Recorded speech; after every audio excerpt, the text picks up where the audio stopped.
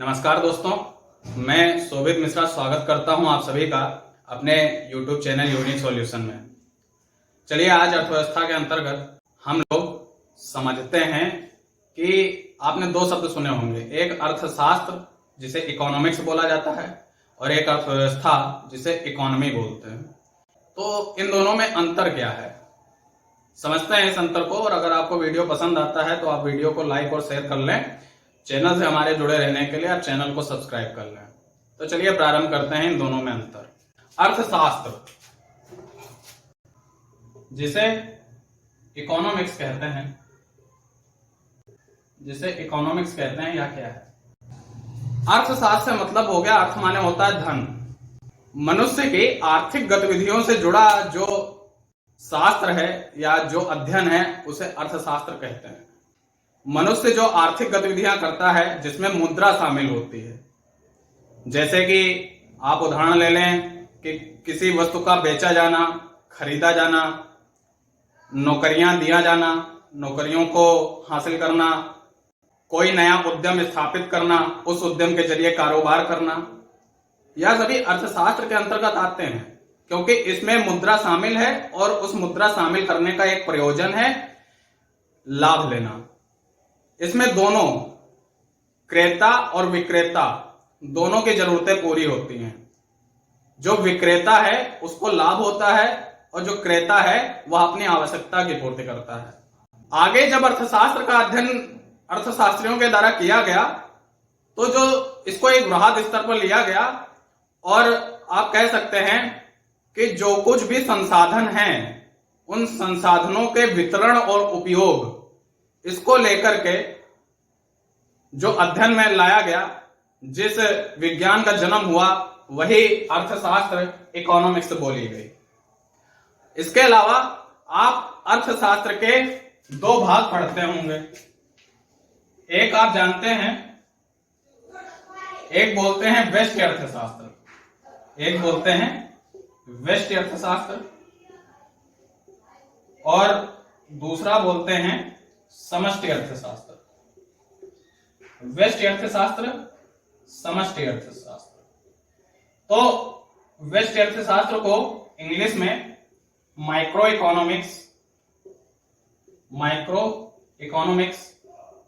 भी कहते हैं, समष्टि अर्थशास्त्र को मैक्रो इकोनॉमिक्स भी कहते हैं। आप इन दोनों को समझें कि यह व्यष्टि अर्थशास्त्र और समष्टि अर्थशास्त्र यह क्या है। तो व्यष्टि माइक्रो माने छोटा। अगर अर्थशास्त्र में हम छोटी मौद्रिक गतिविधि का अध्ययन करें, जैसे कि एक इंडिविजुअल पर्सन, अकेले व्यक्ति के आय और उसकी व्यय और उसकी बचत के बारे में अध्ययन करें, इस प्रकार के जो अध्ययन को बोलेंगे हम लोग माइक्रो इकोनॉमिक्स बोलेंगे।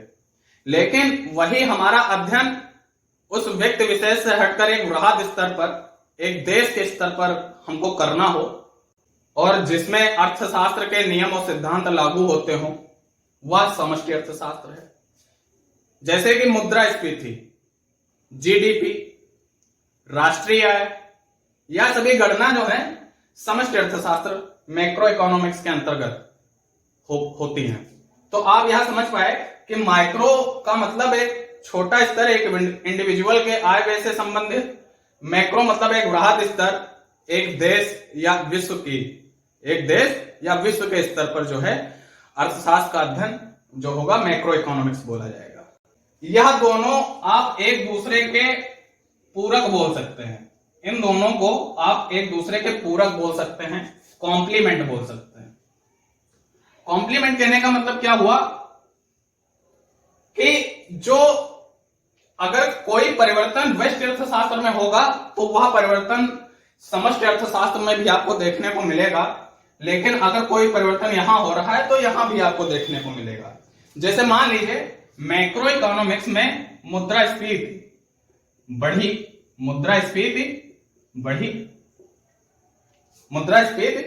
वस्तुओं के दाम बढ़े, रेट बढ़े। तो जब वस्तुओं के रेट बढ़े एक मैक्रो क्षेत्र पर, एक बड़े क्षेत्र पर, तो क्या इसका प्रभाव इस जो माइक्रो इकोनॉमिक्स है वह इंडिविजुअल है उस पर नहीं पड़ेगा, उस पर तो बिल्कुल पड़ेगा, उसके लिए भी तो वस्तुएं की कीमतें जो हैं ज्यादा हो जाएंगी। तो आप देखते हैं कि यह एक दूसरे के पूरक हैं, कॉम्प्लीमेंट हैं। तो माइक्रो और मैक्रो, यह दो आप समझ पाए कि अर्थशास्त्र के अंतर्गत हम लोग माइक्रो इकोनॉमिक्स और मैक्रो इकोनॉमिक्स को देखते हैं। और यह जो समष्टि अर्थशास्त्र है, समष्टि अर्थशास्त्र मैक्रो इकोनॉमिक्स, इसके जनक जॉन मेनार्ड कीन्स को बोला जाता है। यह जो समष्टि अर्थशास्त्र है मैक्रो इकोनॉमिक्स, इसके जो जनक हैं वह जॉन मेनार्ड कीन्स को बोला जाता है।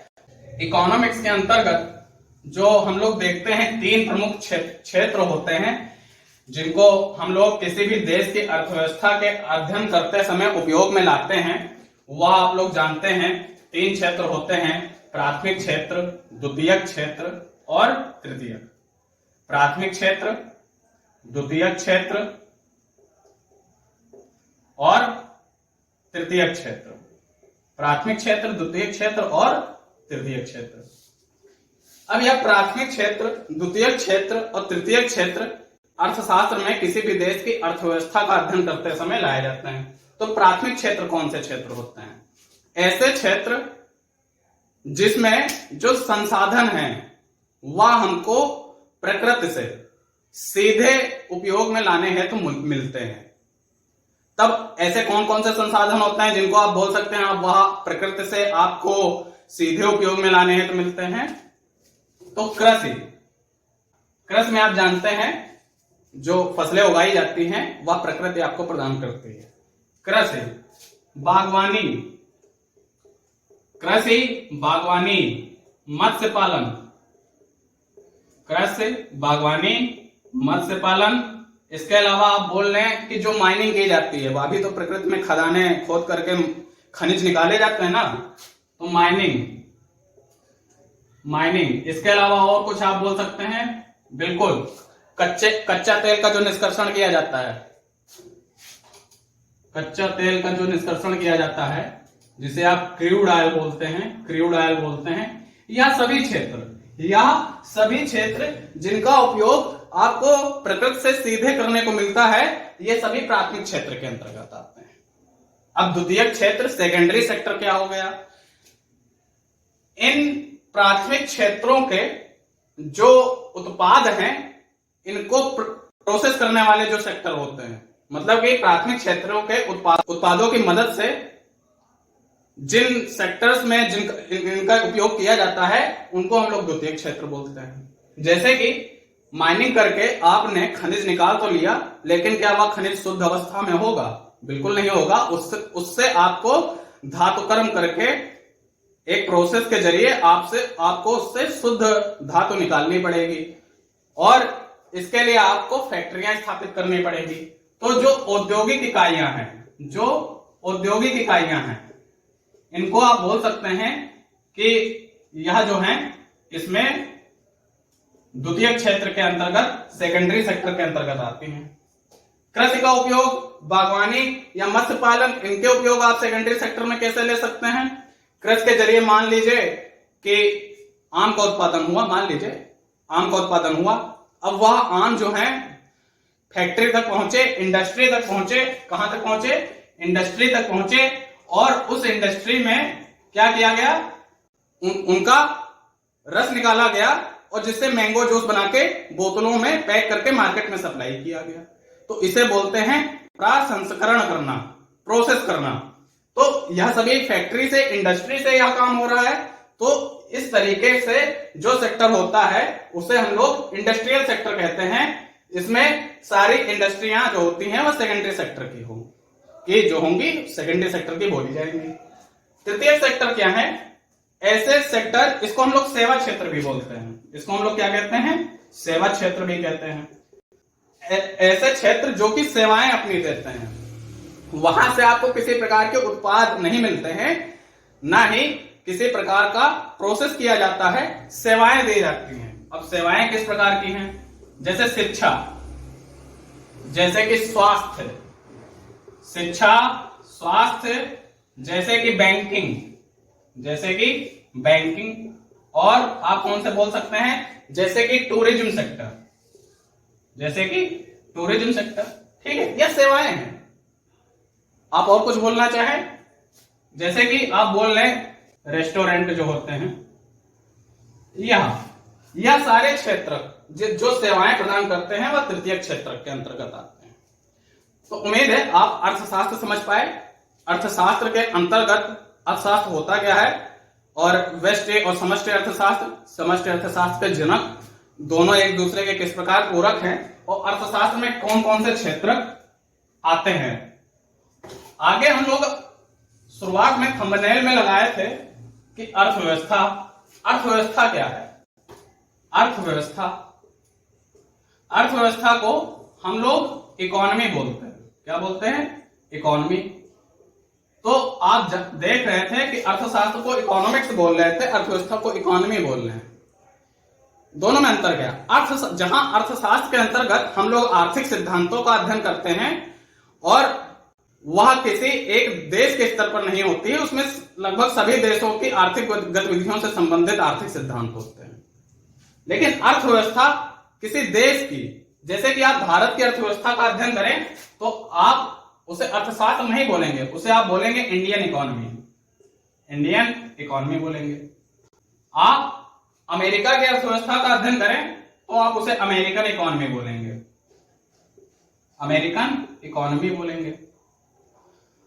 आप किसी और देश की, चाइना की अर्थव्यवस्था का अध्ययन करें, चाइनीज इकोनॉमी बोलेंगे। जापान की अर्थव्यवस्था का अध्ययन करें, जापानीज इकोनॉमी बोलेंगे। तो आखिर अलग अलग देशों में उनके नाम, उनके इकोनॉमी के आगे नाम उस देश का क्यों लगाया जाता है।